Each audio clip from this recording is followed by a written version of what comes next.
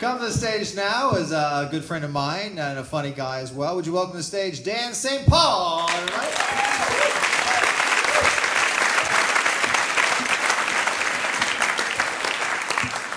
Thank you very much. Thank you. Great to be in Mill Valley. Local for me, kind of, because I live in Foster City, which you all know is a suburb of Oracle. People ask me, Foster City, wait a minute, is that in Silicon Valley? I say it must be because my neighbor has a 4-year-old daughter with a lemonade stand that has a web-based customer relations management software solution. And she just laid off her little brother. He found out the hard way. He saw his cubicle on Craigslist. Way too much outsourcing going on, isn't there? I got a guy named Rajiv doing my act for me in Chicago right now.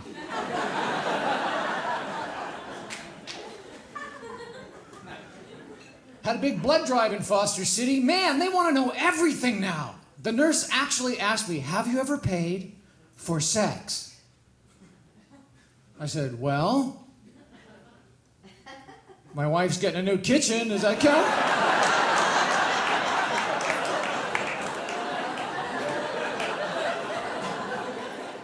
She said, what kind of countertops? I said, granite. She goes, oh yes, that counts. We sprung for granite. Man, it is expensive. Every night my son comes up to me, Papa, what's for dinner? Nothing, son, just lick the counter and go to bed.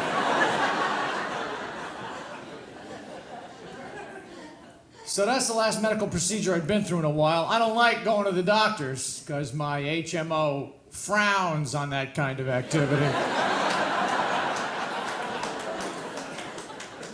I got a promotion going on right now. If I pass my kidney stone at home,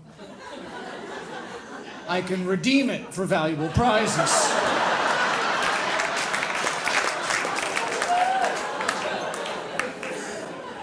I already get a discount because I get my x-rays done at the airport.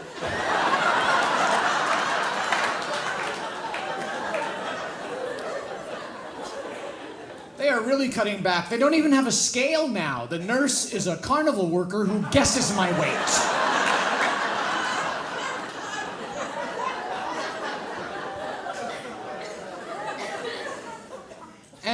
The physicians are qualified. I would see the dermatologist for a wart on my thumb. The guy walks in, zits all over his face. The dermatologist.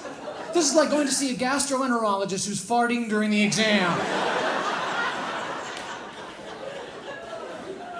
He says, so how can I help you? I said, me? Forget about me. I got one of these. You got 15 of those. I hope you passed the warts exam. Apparently you flunked the pimple final.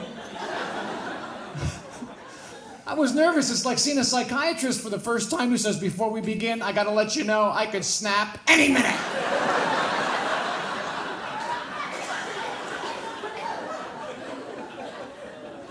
And why do I have to tell the doctor what to prescribe now? You've seen these commercials on TV? Ask your doctor about Nexium. As if he's gonna go, Nexium? Why didn't I think of that? Of course! I'm sorry, we wouldn't have had to amputate.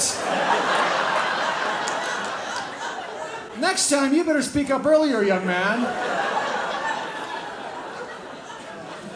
Why do they want to know my opinion, you know? I'm not going to walk in and go, listen, excuse me, but, you know, there's a guy in the lobby with a sore throat. I recommend a tourniquet, you know? I've always had bad experiences with the doctors. When my son was born, he was 9 pounds, 10 ounces. We had to get special cigars that say, it's a man. I'm looking at him in the nursery. This couple goes, which one is your baby? Oh, the one standing in the corner eating a sandwich.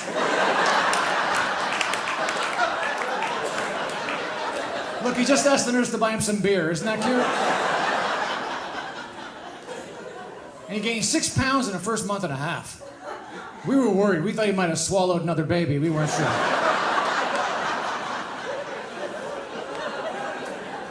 He was 2 weeks late. He wouldn't come out. My wife was out to here, and she's only this high. I measured. She was longer than she was tall. I had this fear I'd wake up, there'd just be a huge baby laying next to me. Going, things have changed. She's inside of me now.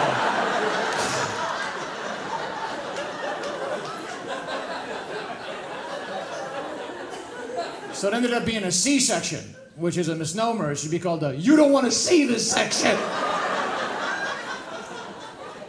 Man, I walk in there, they got her cut wide open, her guts are laying all over the table. She can't see it because they got a screen in front of her, but I can. She's laying there, this is the most incredible thing that's ever happened to me. And I'm going, how the hell are you still alive?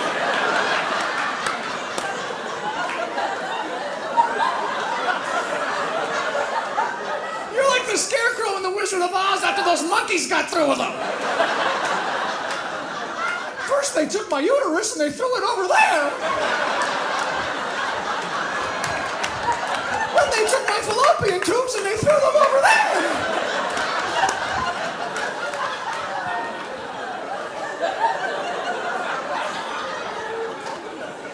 And I grabbed the doctor. I am not raising this kid by myself. You get all the king's horses and all the king's men and do what you have to do. He's rummaging around my wife, inside of my wife, like he's trying to find the prize in a Cracker Jack box. And he finally got him out, and he was the cutest baby in the world. But everybody has the cutest baby in the world, right? Nobody pulls out their wallet and goes, look at this kid, he's a monkey, for Christ's sake. Should have been delivered by a veterinarian. You know who we have to call a babysit? Jane Goodall.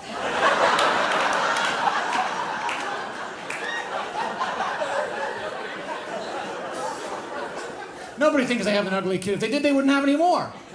Why'd they look at the first one? Oh.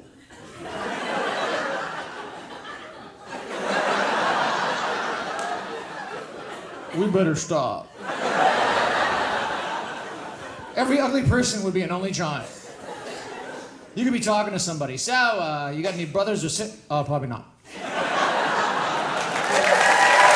Thank you very much, folks. You guys have been very nice. Enjoy the rest of the show.